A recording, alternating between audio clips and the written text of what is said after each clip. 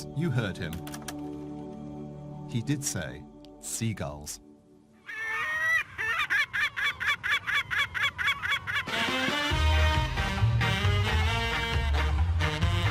Professor Ramachandran began to wonder if a herring gull colony, like this one on the coast of Spain, could provide an answer.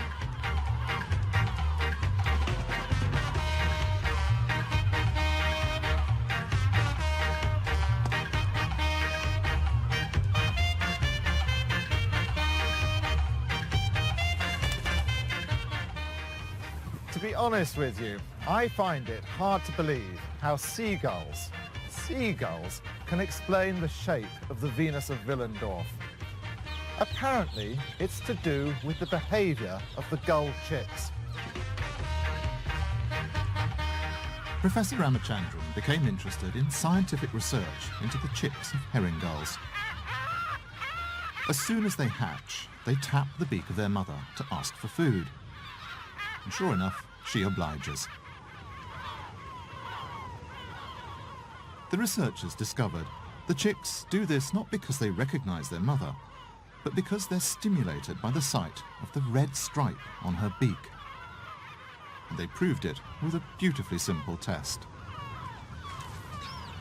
What the scientists did was show the chicks not their mother's beak, but a stick with a red stripe on it. Let's see what happens. The chicks are happily tapping away. It's awfully sweet. The brain of a gull chick is clearly stimulated by the sight of a red stripe. Nothing, it seems, gets it more excited. Or so it was thought.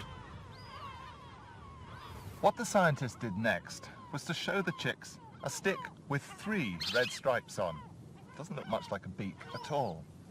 But it was their reaction to this that so intrigued Professor Ramachandran.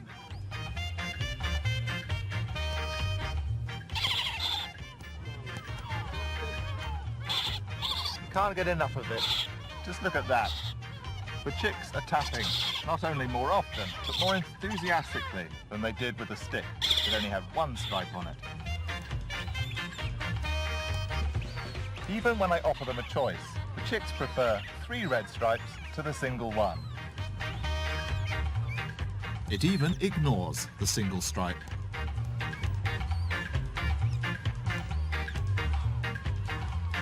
But exactly how does all this relate to the shape of the Venus of Willendorf? When the chick looks at this elongated object with 3 red stripes, it responds even more to this strange object than it does to a natural beak. So what I'd like to argue is that if seagulls had an art gallery, they would take this long, thin stick with the 3 red stripes, hang it on the wall, pay millions of dollars to purchase it, worship it, call it a Picasso. In other words, this would be regarded as a great work of art, but they wouldn't understand why. They would say the damn thing doesn't resemble anything. It's a long stick with 3 stripes. Why am I mesmerized by it? And I think there's an analogy here in that what's going on in the brains of our ancestors, the artists who were creating these Venus figurines, were producing grossly, almost grotesquely exaggerated versions, the equivalent for their brain of what the stick with the 3 red stripes is for the chick's brain. So the brains of the hunter-gatherers who made the Venuses were pre-programmed to exaggerate what mattered most. They were living in a harsh Ice Age environment. Features of fertility and fatness would have been highly desirable. So their brains compelled them to exaggerate these features above others. But can a primeval instinct really explain why all human beings create unrealistic images of the body? This herring gull theory suggests that the Venus figure looks the way she does simply because of how the brain of the person who made her was wired up.